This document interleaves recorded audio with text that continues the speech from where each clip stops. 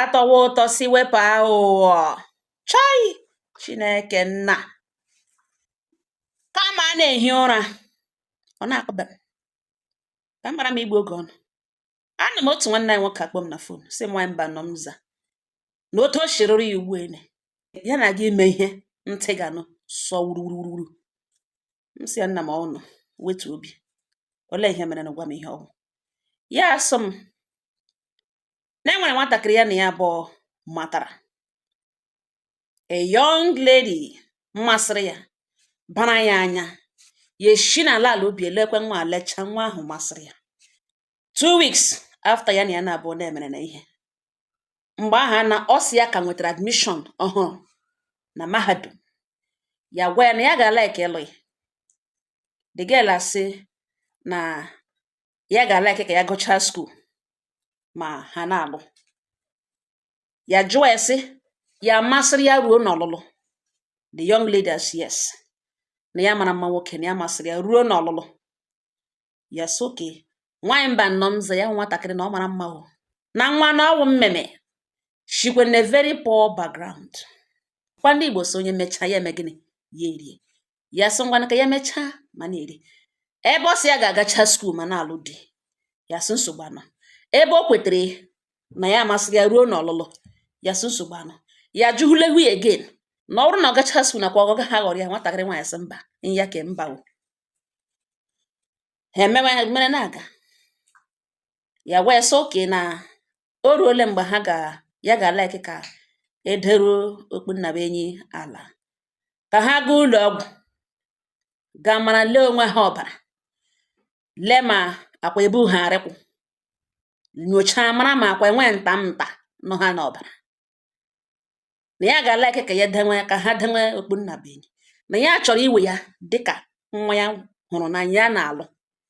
Nwatakịrị nwa ya sị oke. Ha kweliga magawa ụlọ ọgwụ. Ka ha rutere n'ụlọ ọgwụ. Ya gwa wedatị na ya ga-like ka ha lee onwe ha ọrịa nje obirinajaọcha ọcha. Lee onwe ha genotype. Ịmara ma ha kwesịkwara ịmụ nwa ji a. Ka ọ hapụ ịwoke otu ụkwụ n'ụlọ ọgwụ. Ya nwa agbọghọbịa ya nwatakịrị agwawa ya sị na ka ha lee ndị ka ọzọ ụmụ ihe ndị ka hepatitis, ndị ka ọrịa ọcha n'anya, ndị ka ọrịa obirinajaọcha ọcha, ọrịa nwanta mmọnwụ. Sị ka ele ndị ka ọzọ mana ọ bụrụ nke genotype na ya maara genotype ya. N'ihi na mgbe ya na-eme registration ya, otu ka o si na-akụrụ ya na mgbe ya na-eme registration ya na school, part of the registration bụ na school ga-refer to the school hospital ebe ị ga-aga mee genotype lekwe ọrịa nje. Mana ọrịa nje na ka ha megharịa ya for verification purpose. Ya ga-like ka o mee n'ihi na ya maa nke ya ọma nke ya. Ya sị oke. Ya jụọ ya sị na genotype ya ọkwa na gịnị. This lady asị ya na genotype ya na ọwụ AA. Ya gwa ya na ka ya na ọwụ AS. This lady agwawa ya na genotype ka na ọwụ AA. Blood group ya na ọwụ O positive. Ya tụlee nwa ya elughoro sị Chineke na o mechara na ihe niile o nwere ike imere ya. N'ihi na nwanne ya nwoke na ọ nwụrụ na ọ wee sikla.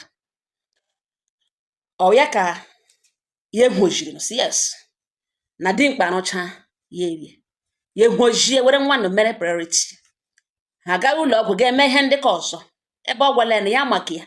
Ya elechakwa n'anya genotype awụ na ihe ga-awụ na ọrịa na-evute ọkwa na ihe ga-abịa doubt were ya. Enweghị ihe ịtụ achị nọ n'ime ebe ahụ. Ọ pụgazie dawa nọrọ ọnọ ndị ka ọzọ result ha pụta very fine. No problem. Ya na nwa nụtere bido. Na Nwamba nọ mza. Na ọ ya kwụpụtapụrụ nwa n'ụgwọ school. Ya take over from second semester year 1. Take over. Zụga nwa na na zụga. Ya graduate agụcha pụta. Even afọ o kwesịrị ịgụcha awụ ha afọ ọ gụchara. O nwere extra year. Nwee ndị ụmụ papers ndị ọ gara ga elegharịa. Na ya continue na akwụkwọ school until ọ gụcha pụta. Na Nwamba nọ mza. Efe nwanụ yiri n'ahụ. Nri oriri n'ọnụ. Isi kele isi ụmụ nwaanyị nọ na na-ebugharị ka echenji ka ngere dago bukumbuko. O dịka ka na ọgwa ya zọrọ ya na-azụchakwa. Nne na nna ya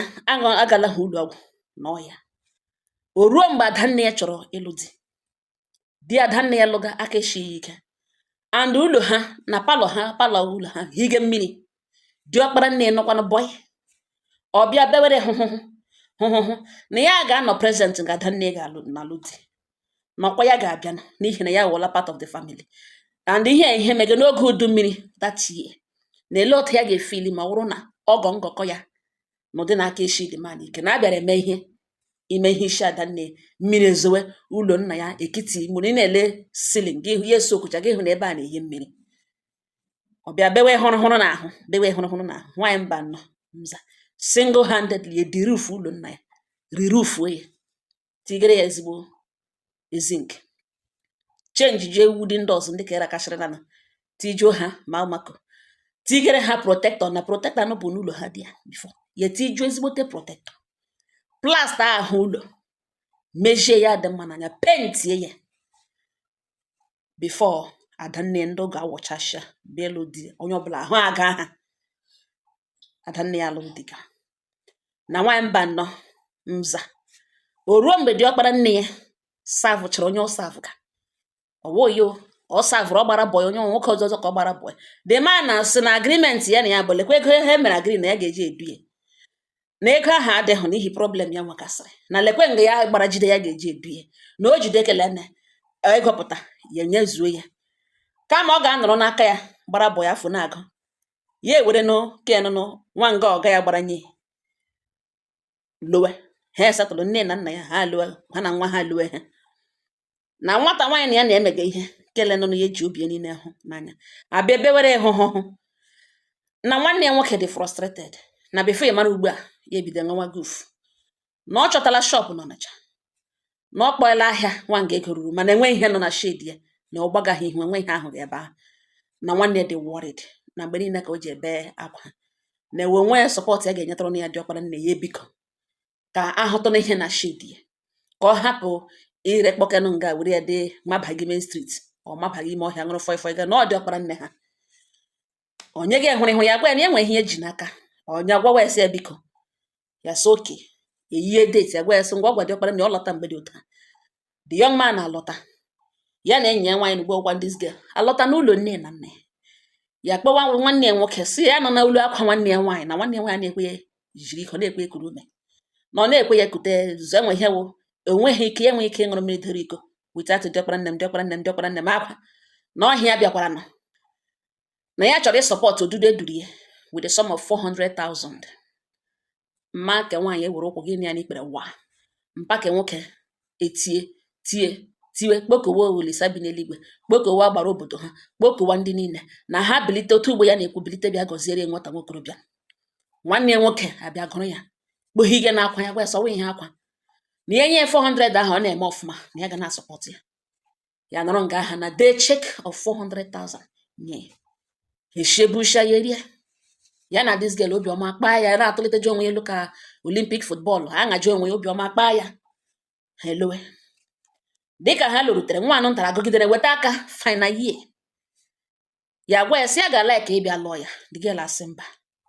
na ya cherekwana ka ya gụchakwana na ya cherekwana ka ya gụcha nakwa ya gụcha nwana ya gụcha ya chọhụ distraction na ya chọhụ ma na ya lụọ alụghala ya ugbu a na eke eme ka ọzọ eme mgbe ebido skip we classes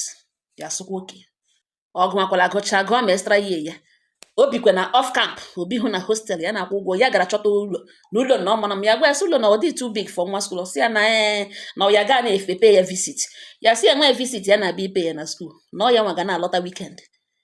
na ọ chọta ebe naanị ya sị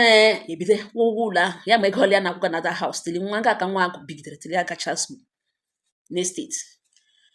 ọ wụ otu a ka o shiri gụcha o ruo mgbe ọ chọrọ ịga service ya gwa ya sị ya ga-ala ka ịlụ ya na ya na-anụ ihe na-eme na kampụ ụfọdụ ụmụ agbọghọbịa gacha savisi ahụ lọta na savisi a ka ha na-ahụ ụfọdụ na-etute dị ụfọdụ na-ebreki ọp ebe savisi a kampụ ahụ ihe nọ n'ime ebe ahụ buru ibu na ya ga-ala ka ọ gaa kampụ ahụ asị married woman the girl agwa ya dat na ihe ya na-agwa ya na ya na-emesi iwe na ya na-eme ya na ya trọst ya ọ na ya na ya abịabeghị long way na ọ hapụ na ya ka ya gaa n'savisi gaa without na-enweghị nsogbu ya elecha ya sị ngwa na ọ wee young girl na obi ga life ya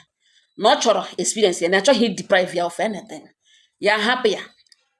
ọ gawa service ha post ya na ugwu Hausa o ruola ebe ahụ na ya sị anwụ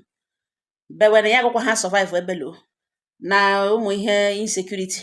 na ewe akụkọ na kamp ebele na ụjọ na ọ dị ya. Nwaanyị mba anọ mza na ya gwa m ego ole ya etiri iji redeploy ya this lady from North back to Port Harcourt ebe ọ savụrụ, na m ga-agba n'aka na ọ wụghị ego ụmụaka. Na the worst part of the campus si na ha anaghị eredeploy, na ya post tenga ebe na ị ga-asavụrụ ebe ahụ, mana ọwụhụ mgbe ya batara n'okwu, ọwụhụ mgbe ya batara n'ihe ya na chi eso, na ya gwa m ego ya spendrụ iji change this girl, ha ebupụ ya redeploy, send ya, change the whole thing automatically, send ya to Port Harcourt ebe ọ bịara bịa serve. Ka o rutekwara n'ebe place of primary assignment ya, ọ sị ya agaghị anọ na kwata ebe the school nyere ya, na ya ga-ebi off camp, ya ga-achọtakwa off camp, ya kwụ ụgwọ ebe ahụ ka obi. Ọ ya ka o mechara service ya, serve pụta, ya kpoo ya si ya ngwanụ na ele nwere ihe ọzọ ji ana excuse na ọ serve chana na ka ha alụnara ya wụzi ha ụmụaka. Gbaka dị gele jiri gwawe ya si ya na enwere ihe mere nụ ya mabata otu esi agwa ya, na ya si ihe dịka gịnị.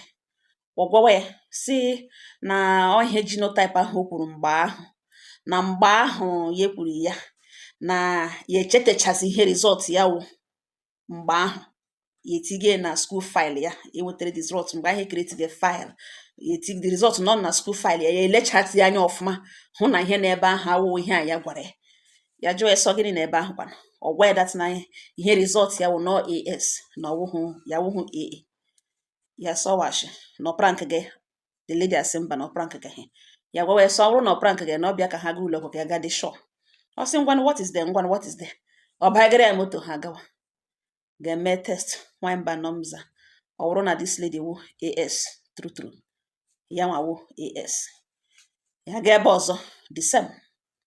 O ruo ka ha lụrute, ya gwa ya sị nne ya sị na ọ gaghị agwa ya na ọma ihe o mere, na mgbe ahụ ya matara ya na ọ mgbe registration ya dị very fresh, just 3 months later mgbe ọ nọ na first semester into year 1, before ya matara na ya bụ matara mgbe ọ nọ na second semester year 1, na ọ wee fresh result. Ọ gaghị asị na ọ gara aga nara result ọhụ ihe edere ebe ahụ. The girl asị na anxiety mere ya ya na-agwa ya dat na ọwụghị matter of anxiety, na o kwuru ya ka onye dị sure, na ọ gwara ya na ya wụ AA, na ya ewepụga that part na ole so ya nwa amahụ nke ya ka unu gawa, na ọ ya nwa gwara na ya ewepụga that part na ya ama nke ya, na ọ baghị uru ị ga-emegharị wee na enwe mgbe ya gwara na ejighị ego eji eme, kama ọ ya nwa gwara ya na ya ewepụ ya na ya dị aware of nke ya, mere ejiri mee ndị ka ọzọ emehụ this one. Ọgba nkịtị okwu ha okwu ya so ka ebe ihe mere nụ ememe na ebelivuru na maybe na all love ịhụnanya ka o jiri ọ chọọ ihe ga-egbochi ha abụọ, no problem, na ọ ga-egbochi ha ịlụ, na ka ha werezie okwukwe ha tụkwasị Chineke n'aka, na ọ nwere ike mara ha mụọ AA and AS, ha agaghị amụta SS. The girl asị God forbid na ya wee graduate, na ya dị enlightened, na ya dị learned, na ya gara school, na ya dị educated, ka ya ga-etekiri the risk. Ọkwa na amụọ ya mụtakwa ndị other one, ya bịa gbarịwa n'ụlọ ọgwụ wụzie onye tire nwa ya n'ọnọdụ ahụ bugharịwa ya, na ọ ga-dị pain, na ọ ga-adịrị too much. Ya so okay, in that case na ya ji the money ka akpọ surrogate mother, eweta material from ahụ ya, were hash ya somebody nwere ihe genotype ya wụ AA, ka ọ mụọra ha nwa, ka ha were surrogate mụrụ ole ha chọrọ ịmụrụ. The girl sị ya what does that make her, a barren or what? Na ya agaghị anọ ebe ya na-enweghị fertility problem bịa na-azụ nwa nwaanyị ọzọ gburu, na ọ dị possible. Na ya agaghị anọ without enweghị the experience of motherhood, ya ga-enweghị ike ime, na ya agaghị anọ without being a mother ebe ya ma na-enweghị any problem. Ya jụọ ese lekwe ihe ọ chọrọ ka eme ugbu a. The girl asị ya na enwere ihe nọ dị na ọ na part ways. Ya sị ya na ha na ihe nke o kwuru na okwughị ya ka o chere ya eche, na o kwuru ya ka ọ dị prepared, na ihe a o kwuru na ọ nọ ya n'obi, na ọ raghị ya ahụ ikwu, na ihe o kwuru ugbu a na ya enwe ike ikwuli ya, etigodi ya mma nga ya ga-ekwuli, mana ọ dịrị ya very easy ikwu na enwere ihe ọ chọrọ igwe ya na-adịghị aware. The girl agwawa sị nwe ihe nọ there na ọ nature, na ihe genotype a all these things na ọ nature, na ọ Chineke na-ekwu onye ga-adabara na onye na ga-adabara, na ọ nature. Ya gwawa na ọ Chineke nyere mmadụ skills, knowledge iji mara onye ọbụla mara nke ya, na nke ahụ Chineke kọsị ọkwa ma ya sị no ya nwa bịara ihe a ya ahụ ga not deceit na ọ ghọrịrị ya the girl asị ya na nwekwana ihe nọ then ya hapụkwana ihe ahụ ya sị okay na option o the only option ya nwa wetagewo na ka ha part ya ways ya si yes okay na ọ ga-anụ from him ya sị ya ngwa na ya chọrọ ịpụ okoro akpa ya drop ya lawa nwaanyị mba nọ mza ya gbajeme straight to bank gawa gwa bank na ha print a statement of account from the 27th of May of that year ha matara ruo that very day ya na this girl nwere this final discussion na ha print a statement of account nwaanyị mba na ha print this thing na ọ dị ka notebook na ọha ya eburu ihe ka ngizu ọgụ bụ ọgwụ eburu ihe ka ngizu ọgụ bụ ọgwụ na ọha ka mkpụmkpụ notebook dịka kele nọ ndị ihe na-ebugharị eburu ya elo na o tekiri ya time ya tikiwe everything ya spendro n'ishi this girl enwe nke ya mere deliberately na ha niile wụ ya nwa na-abịa arịa site n'ụlọ nna ya site na mma hospital bill nne na nna ya ugboro ole niile agbagara igwe n'ụlọ ọgwụ na ọ ya nkwụga hospital bill ma nwanne ya nwoke ọ si enyere aka ma ya onwe ma ụgwọ school everything o take ya tikige te spendro n'ishi this girl apart from nri ọnụ ya tikigide this thing tikite 6.7 million naira eme photocopy of them move gawa n'ụlọ nne na nna ya ga meet nne na nna mgbe ya garutere di ya amaghị ebe na-ebido anya mmiri obi share n'anya